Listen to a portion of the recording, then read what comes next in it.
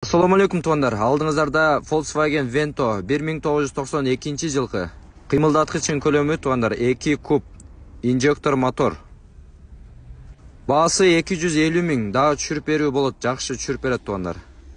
Кемчилдиги астында гүл штилди туугандар жаматыш керек, анан печке жакты каратыш керек. Ошол 2 кемчилиги бар туугандар. Калган баары жакшы. Ходойлор жакшы, мотору жакшы туугандар. Номерди жазып койдук, өзүнө толугураак маалымат аласыздар. Башкаларга бөлүшүп каналга жазылып коюңуздар туугандар. Мынакей ички салондорун көрүңүздөр. Механика туугандар. Арка жактарын көрүңүздөр.